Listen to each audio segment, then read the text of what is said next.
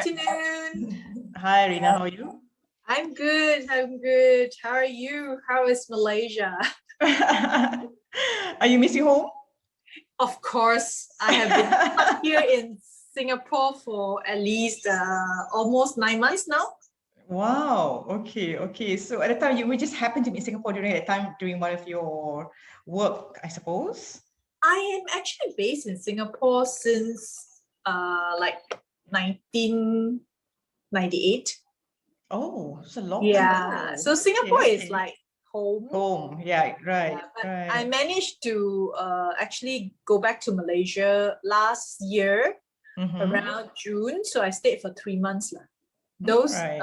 last year June was okay dah, and not so bad. Yes, not so bad. Yeah. So Yeah, so I stayed for 3 months there. that's nice. Your Yeah. parents, your family is still in Penang, or? My mom, my brother is still in KL, Penang. So Okay. they both ways lah, but we are from Penang. Mm. And myself and my husband were currently in Singapore, but we maintain home in Philippines as well because he is a Spanish Filipino. Oh, okay. But Interesting. yeah. So I'm hoping to go back to Malaysia very soon.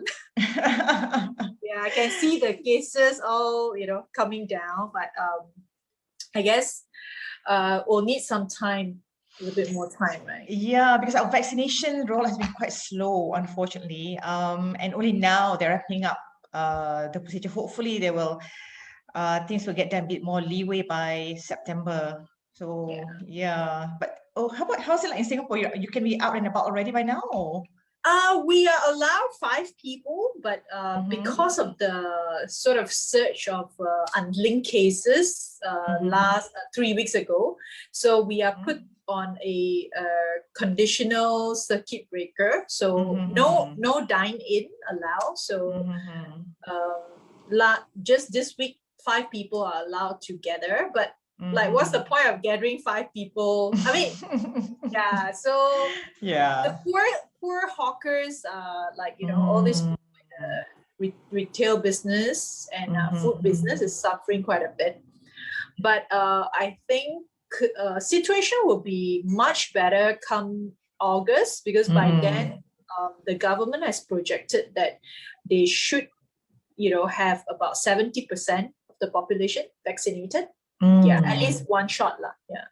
So but anyway, there are criticism about different countries, how they handle certain things. Yeah. It's also not fair to compare Singapore with 6 million population versus Malaysia of 30 plus versus India or China, right? Yeah.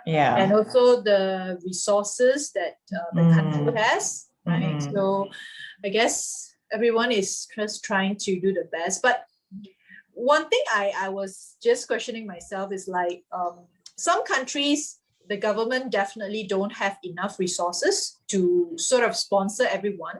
Yeah. But since the government is already sort of approved the medication, the vaccines, right, whichever it is, if private like hospitals or pharma wants to bring it in, as long as, because you're also afraid that people might have black market and check out the prices and all this, right? But the government can always have a controlled price, right? Yes. And people actually have money to buy the vaccine. It's not like that expensive. I mean, we have to pay more for very expensive drugs, right? Yes. Why not let the free market do it if you have already approved?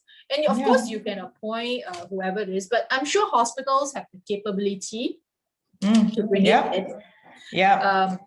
But now they say can, so but maybe it's too late lah. Anyway, we can go on and on about COVID situation. Yes, it's becoming a common topic, right? Yeah, but anyway, I'm so glad to finally meet you in person. I've been like following your work and really proud of you that Well, most people say that women don't really get a chance to be, on the board or even take on very senior roles in Asian countries, right? But I'm glad we have this conversation today. So I'm just going to do the very, semi-formal. So I'm going to just welcome our Asia CEO member today, Tunku Rozita Malek.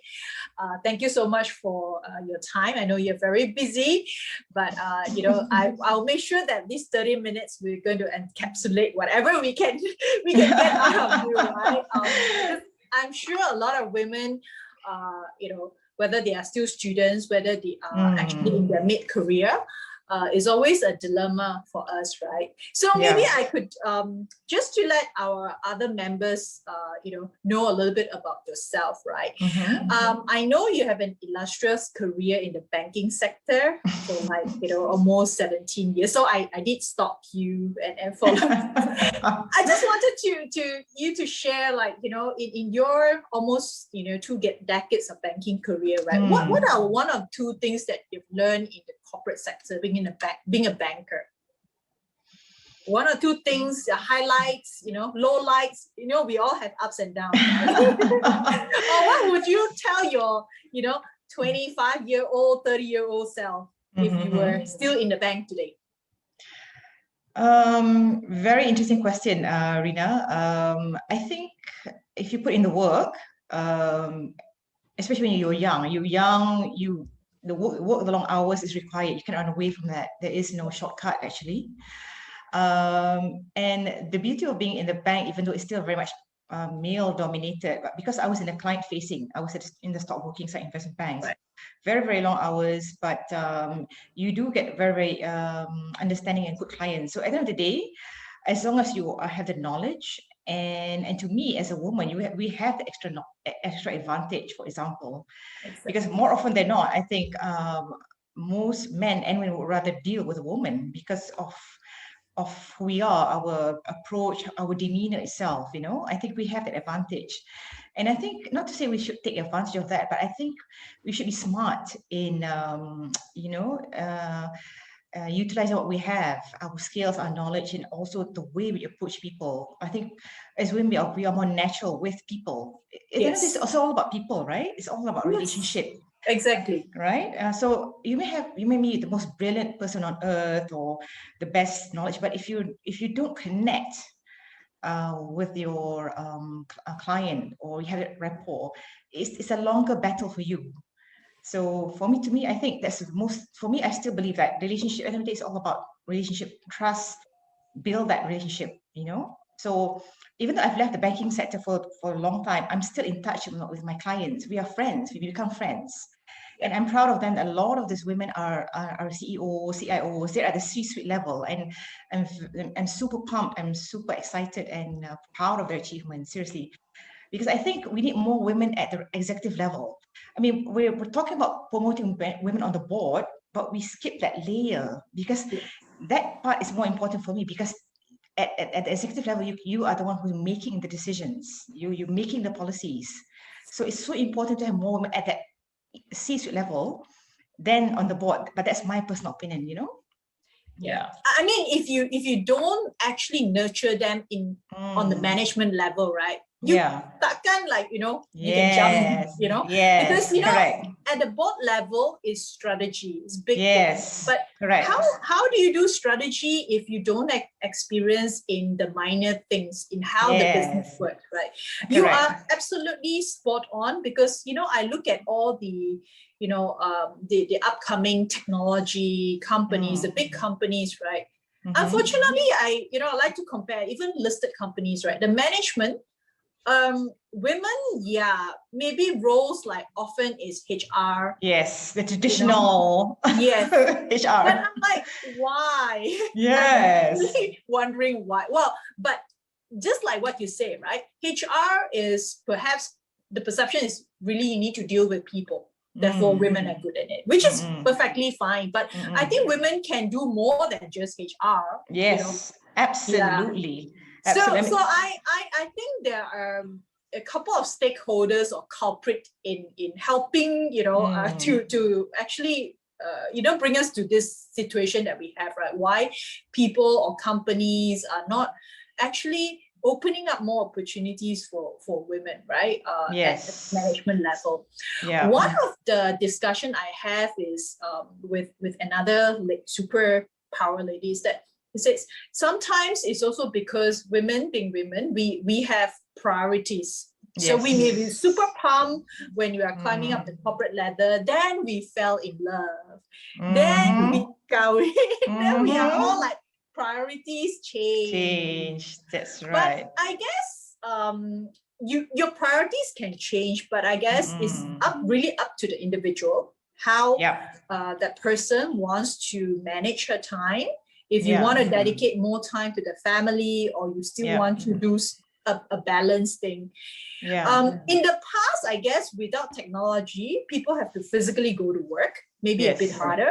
But I think with technology right now, I think is opening more opportunities for women. What do you think? Like, we can be baking a cake in kueh at home, and while the cake is in the oven, we can take a Zoom call. Yes, right? Absolutely. I mean, we are born to multitask. That's the beauty of us as a women. We are powerful that way, We can do 10 things at a time, right? Exactly. So the thing is for me, okay, you brought a very good point. I think as women, priorities do change. But for me, even though I'm a single mother of 2 boys. I've been a single mother for the past 15 years. So the most important to me is support. You need support. If you don't have a supportive spouse, or you don't have a supportive family, environment, company, it's difficult for a woman to climb up, even if she wants to, because there's no support. And then if you have kids, of course, more often than not, your kids will take priority over your career, right? Yes. Because you love your kids so much. So that's why you need, it's a concerted effort, supportive spouse, supportive family, mother-in-law, or maid, or whatever it is, even companies, provide something to a crash or whatever to take care of the kids. All these factors have come into play as well, for that the woman can move up without thinking about so many things. We know how we think of everything, right? That's how we function. Overthink, that's right.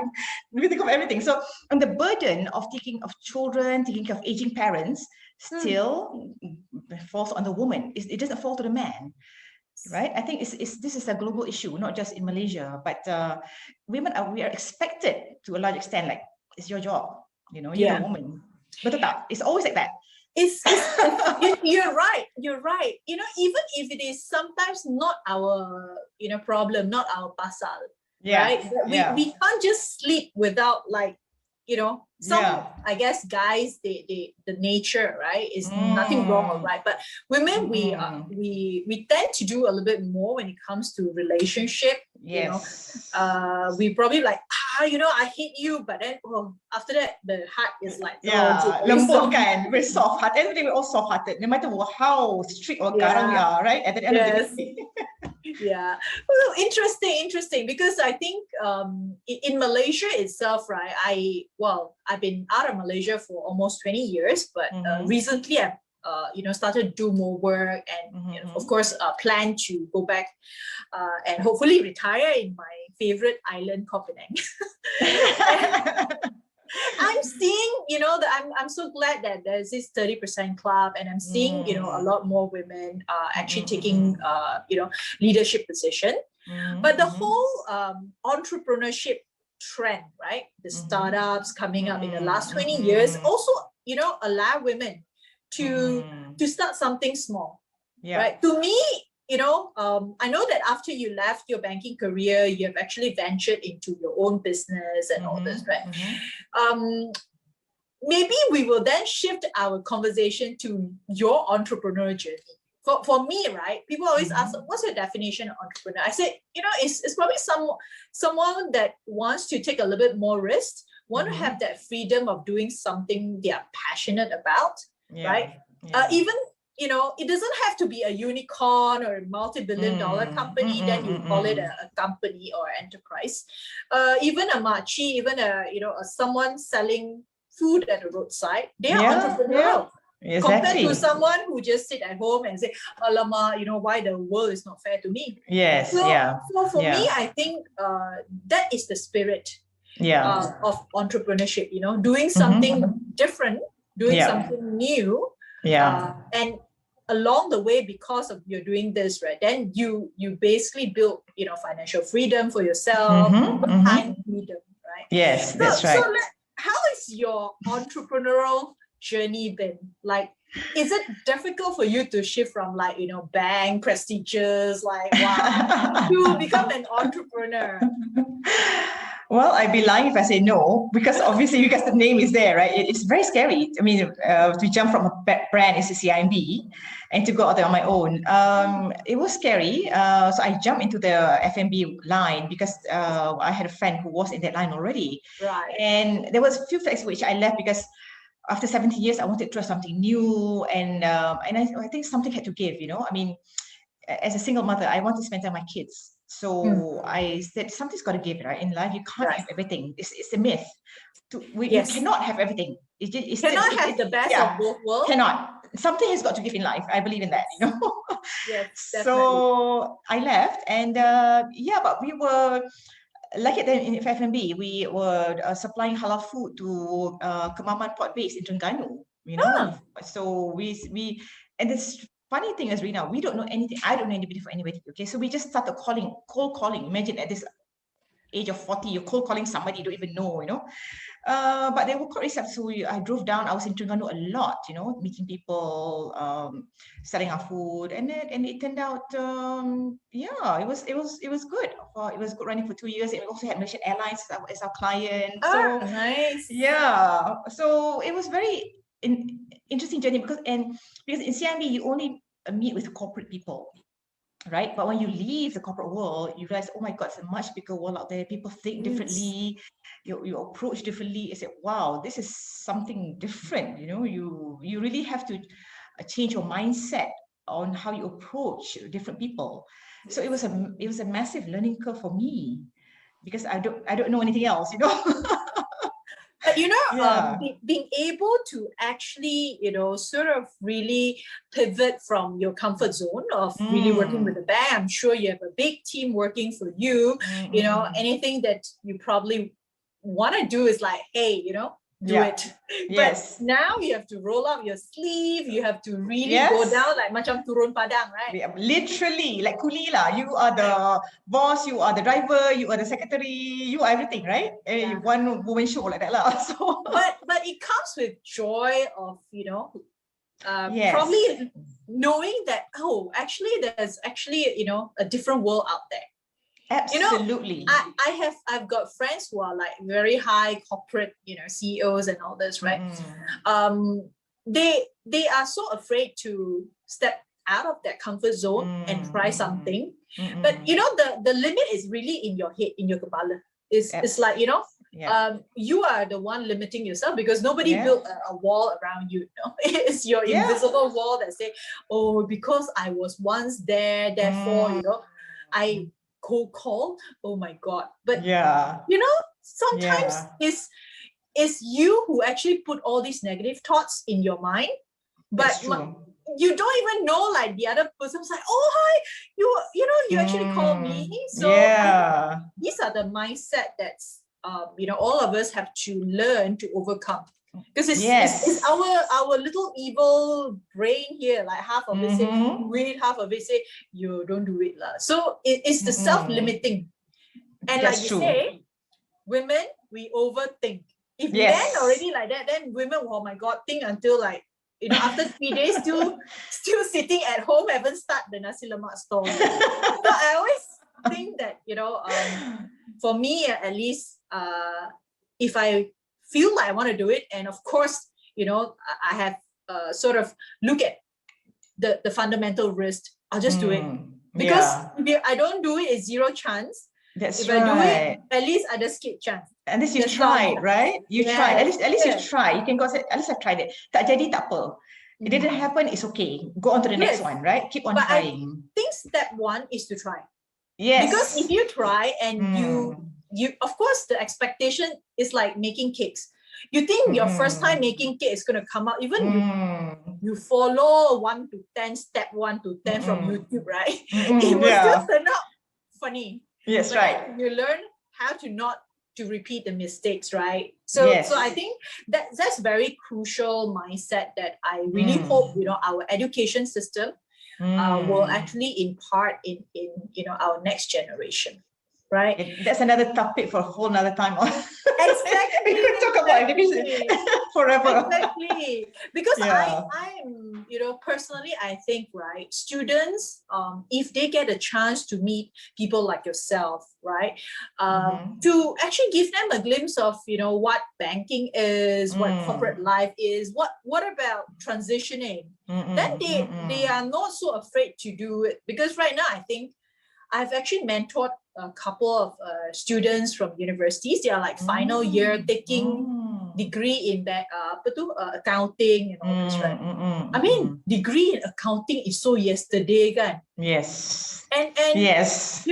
I'm like, now with all the banks going to be fintech going to be the bank, even Grab also jadi bank. Correct. If you just have the degree in accounting, sekarang accounting pun zero and all this, no need lah. The admin just input saja. Correct. Oh, yes, exactly. So you need to know beyond the textbook. Absolutely. Yeah, because it's true. It's such a competitive world outside. Very. So whatever you do, I said, whatever you think, you must have a tag or impute technology in it, or else you're going to get left behind. You just cannot do, as I said, accounting degree or whatever degree, you don't have technology, it's very tough, very, very tough. Yeah. Yeah, I think the students today, right? I also know that you're very passionate about women empowerment and also giving back to the next generation. Yeah. I mean, I think the biggest tap of resources is actually all the brain power that we have here. Even if, you don't need to be Jeff Bezos or, Steve Jobs to actually have that kind of knowledge. I think every person has their own experience. Even the hawker center, makcik, the cleaning lady, have something to teach. Right? Yes, absolutely. He or she may teach you the best way to mop the floor. You're right. That's the best way to mop the floor. You're absolutely right. Everybody has their own strength. It comes from experience and trial and error. So you're right. You should give back. Like, I mean, it's amazing what you're doing. You're mentoring, you final university students. And admire your work as well. You're an angel investor, you're in the tech space. I mean, I like to know more about you as well, how you got there, what made you get there, and what's your experience been and all that. I mean, I'm curious, really. I guess, I didn't plan to be an angel investor. I came from actually below average family out in Penang, but the situation back then when I was little is that the family needed money. So, when you don't have much option, everything also you do lah, you try to do, right? Sometimes I know why Mark Zuckerberg don't want to have so many colors of, so many choices lah. But sometimes you have no choice, you just do it. Yeah. So I was sort of, being on the street, trying to sell things at a very young age. So that kind of experience at that time, I was, as a kid, of course, I feel really sad that other kids have got toys and parents, and because my mom is also a single mom, she brought us up single-handedly, and of course as a kid you don't think so much, right? But you're always like, why they have, I don't have. Yeah, of course. But I guess looking back, and I try to always look at things in a more positive way, is that that kind of experience basically help in my character building. I am very independent. And one of the questions that people always ask me is like, you seem to be sort of able to speak to anyone. I said, I think one of the difficult things is, to break the ice, to speak to anyone. Yes. Especially they ask, what about your work, in financial sector? It's always men. But I said, well, I just don't look at them as their men. We're just all human beings, probably in different skin. Yeah. So I also don't think that they should treat me like, you know, the chabo, the kunyang, or the lady, you know. It's like, I don't expect when I go into a meeting room, they pull my chair, they open the door, they serve me coffee. So equal. But if I start to think that, oh, because I'm a girl, so they open the door, correct. Then I am putting this divide. Barrier to yourself, correct. Yeah. But, you know, to put things in context, I had very good mentors after. So when I was a kid, I only know that I need to study hard, get a good job. Yep. So that I can give a better life to my mom. So that's very simplistic view. But I made a conscious choice to actually go to Singapore. Of course, the currency is you know, 1-2 at that time. A lot better now, even better now. So it's a good decision, actually. Really good decision for you. Yes. Yeah. So I must thank my mentors and the people that I meet that gave me the chance. In fact, those that supported me mostly you know, very senior people. They're all, I think more than 80% of them, my mentors are guys. So I was given that opportunity to meet people. Yeah. And when I first started my fund here, you know, it was very tough because the 5 of us, I'm the poorest, youngest, and probably knew nothing, but I had to work on everything from scratch. So the first 2 years were very, very difficult for me. You know, trying to manage the 4 different other partners with different backgrounds. Then I was, they asked me to do anything and everything.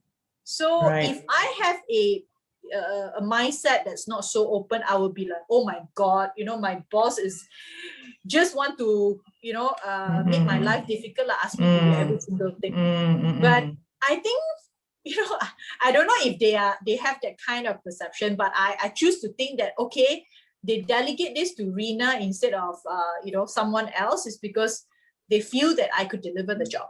Yeah, because they know you're capable. Yeah, so I would say that, hey, maybe, you know, he or she wants to give me a chance instead of the others, right? Because most of the time I hear people, you know, more junior people say, oh my God, my boss gave me so much work. You should take that as a compliment, right? Exactly. Your boss is not stupid. Because if you cannot finish your work or you deliver a lousy job, it affects his or her reputation. Yes, correct. So I guess it is how we want to look at things. Yeah. Perception, your perception of whatever is happening in your life. Yeah. We can obviously think of 1001 reason to look at it in a very negative way, but we can also find, you know, 1001 reason to look at it in a positive manner, right? So I guess the decision ultimately is how we want to sort of respond to a situation. Like I really love this context of reacting and responding. Yeah, I'm sure you have come situation like, you know, sometimes we all spontaneous lah, you know, sometimes. That's right. But I'm still trying to every time like, you know, then.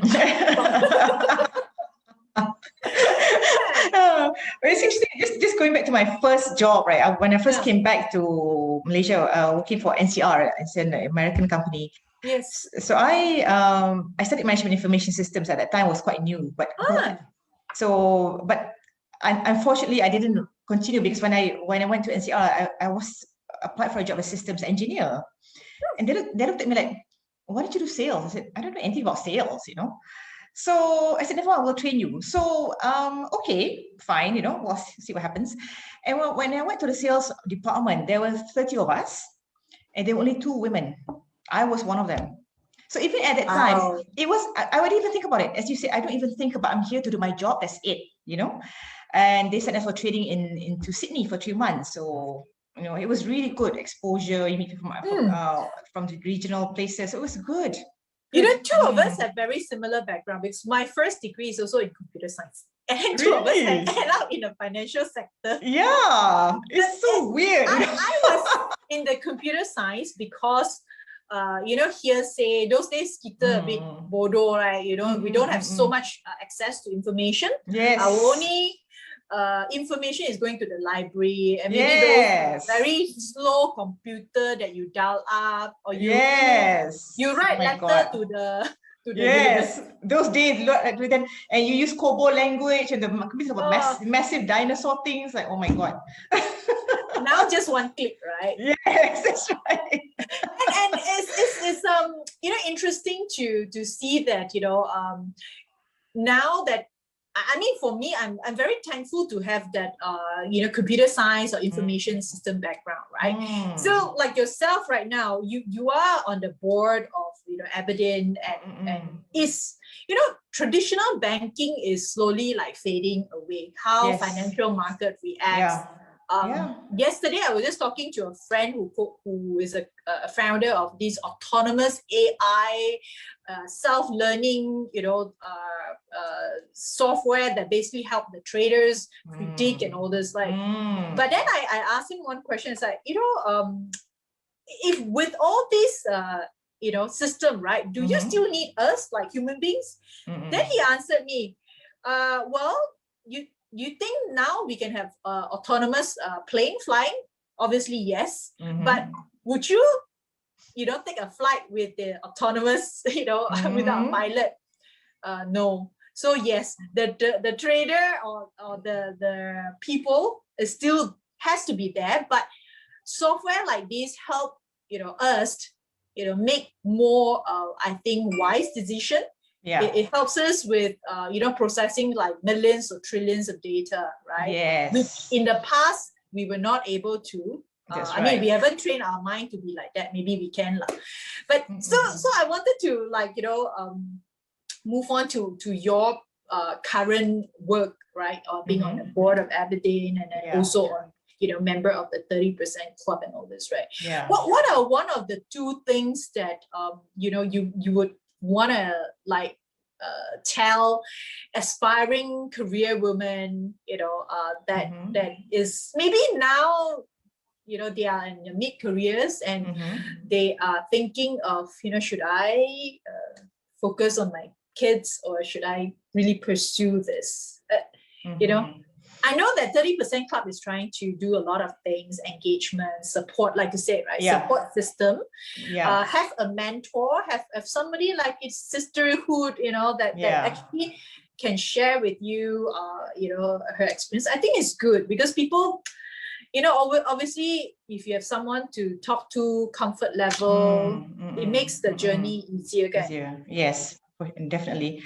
I think for a woman, if you want to make that leap, I'll tell them just do it, make that leap, and I think as a woman, don't be afraid to ask for help. Don't be afraid. You just ask. You don't know until you ask. The worst a person can tell you is no, I cannot help you, or I don't want to help you. But at least but keep on trying. This person says no, you go to the next person. You go until you get what you want, because of course it's difficult balance on, and every individual is different. The priority I want to spend on my kids, but you know what, your kids will eventually grow up and have their own lives, as I've discovered. My kids have grown up, have their own lives, and you don't want to regret, like say, alamak, I should have done that, I should have done this, I didn't do. You don't want to live with that kind of regret that you didn't take that chance, you didn't ask for that, you didn't go for it. So life is short, Rina, and you don't know. I mean, I could be gone tomorrow. We don't know, right? Anything can happen. Right? Exactly. So I think you should, whatever you do, just do. Whether it works out or not is secondary. At least you've tried, Yeah. I mean, to me, right? What else can we lose? I mean, we all know that we are going to, meet the creator one day. Yes. It's just sooner or later. Right? Correct. But when you look back, I mean, sometimes it's easier said than done. Yes. But when you look back, right, your last breath, you can't take all your bags, your kereta, your house, and everything. But all you have with you, if your brain is still, like alert, right, is the flashback, the memories. That's right. And you realize, I'm just looking at my condominium or my camp. I've never really seen the world. I've never, and there's only few people I can remember because I've not met anyone outside my circle. So that, I think if I'm gonna die, like, we don't know, right? We don't know. I would want to, at least the last few seconds, have flashback of really interesting people that, you know, we come across, our life, places I've been, wonderful memories. Things. Right? I think that's the most, you know, powerful thing we can bring, you know, at least the last journey, right? Because recently there was this sensation about this lady who got the golden buzzer in the American Got Talent. Yes, she said something, right? So I mean, it's so profound, right? You can't wait until life is easy, you know. What do you call that? Not hard to be happy. Yes, because life is hard every day. It is hard. You know, like we're stuck here, MCO, cannot go out. Life is hard, but you can always make yourself happy. I think my living room is you know, America. My bathroom is Japan. And also, it's true. I mean, and also like what you do, you're an angel investor, you give back. I think that's a wonderful thing that you do. And I think if you can make a difference to just one person's life, at least you know that you've left a good legacy or touch someone's life in a positive way. I think that's the most important thing in life for me. I mean, for me, I'm quite a simple woman. I'm not bothered by fancy clothes or designer clothes or fancy cars. I'm not into that. I love to travel, meet people, experience food. Yes, that's what I love. You know, I don't care much about all this material stuff so much. I think material stuff, and to me, everything in this world, you know, is temporary. Even our life is, you know, what he created us is there is a expiry date.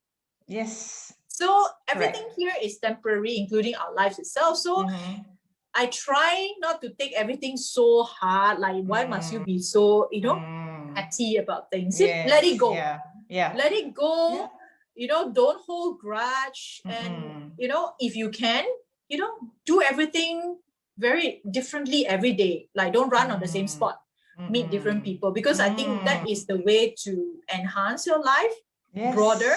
And coming back to the first earlier conversation, like you said, you know, it is about the connection, the relationship, and the ability to really communicate with people. Because you can be a scholar, you can be super smart, like as a student, right? But when you go out to the working world, you are just in the corner, unless your job is really to look at the 101010. But that will just put you in that position, that corner. As you know, sort of like climb the corporate ladder, it is becoming more a sales job, a people person job. Like the CEO is the top number one salesperson, right? Because everything goes to him.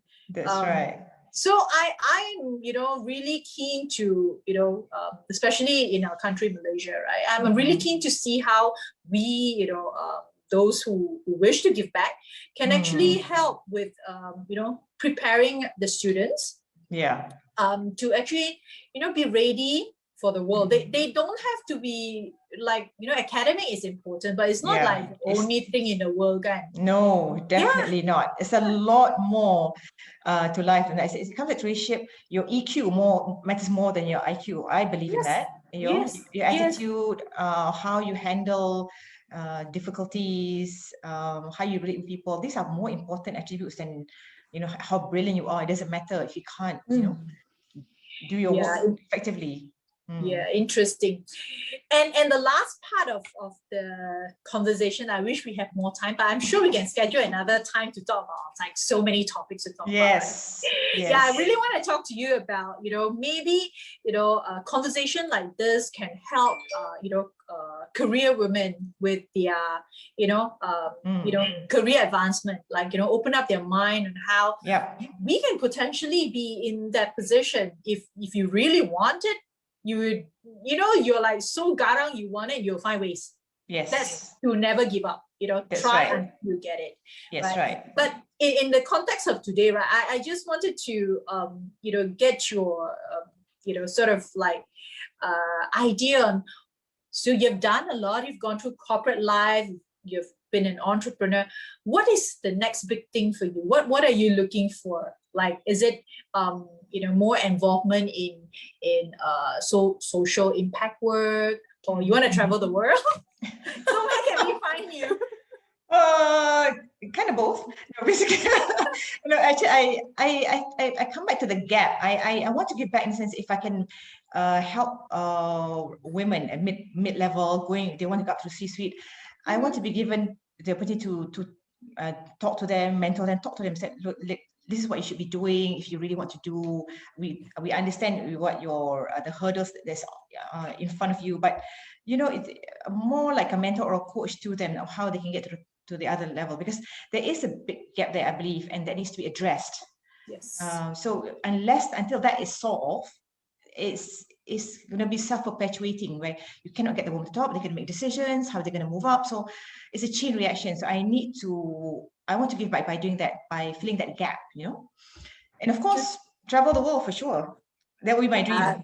Because now even in the big cruise, you can work. That's right. Correct. Just as long as the internet, I'm good to go, Yes. I think, coming back to this COVID, right? I mean, Malaysia has always been, trying to push digitalization and all this, right? Adoption is still very low. Yes. But now I'm so glad the makcik, the hawker, they at least know how to use Facebook Live to sell things. Yeah. They have no choice, but so to look at this in a different context, like I say, it's perspective, right? For every negative things that happens, that it creates an opportunity of many things. Like in this whole COVID situation, I think people who are actually mindful, they will probably be reflecting a lot, right? We had all the freedom, free air, free movement around. Yeah. We took it for granted. And now every one of us sort of had a taste of what house arrest is. That's right. That's right. Yeah. Semua kena buat sendiri kan. But come back to what you said, it's quite interesting that because even though adoption has been so slow, we would put in a situation we had no choice but to adopt faster because of what's been happening. So in a sense, the good part, as you said, because of what's happening, you've got no choice but speed up the digital thing, because how are you going to survive? Yeah. So sometimes, human beings, it's like, if you don't give them a deadline, you're just like, That's right. we all like, sometimes procrastinate, right? Yeah. But if you really have no choice, because basic needs, Maslow's needs, right? You need to eat, you need to survive. Yeah. So I'm actually glad that this has happened. Of course, it happens. That means the authority or the people in charge, the leaders, needs to really capitalize this and bring these people to the next level. Yeah. You don't want them to be just stuck with Facebook. Yeah. Because they already are embracing it. What's next for them? That's right. Digital wallet. So it's interesting to actually look at trends like this and how, I wish, I don't know if Malaysia have got this think tank, but like in Singapore, some of my friends are in this government GovTech think tank, right, where they already design or create solutions or apps that will cater for all the use, national use, like parking apps and all this. But it'll be interesting to actually look at those things, right? Yeah. But I really want to see how we can work together to empower these women. I mean, from my side, is really I feel that one of the two things that I wanted to do when I'm in Malaysia is really to perhaps rally more I would say professionals or businessmen about alternative investing, angel investing, because there's a misconception of, if you are going to invest as an angel, you must be a millionaire. Actually, not necessary. If it's you're investing in small business, 5,000 is 5,000, right? Yeah. But if we are sort of nurturing more entrepreneurs, startup, but there is nobody who is willing to invest in their dream or give them a chance, then the equation is not going to balance. They have so many ideas, but sooner or later nobody support my idea, so I go back to the bottom. Yeah. But if we actually nurture a group of entrepreneurs, they are going to create jobs.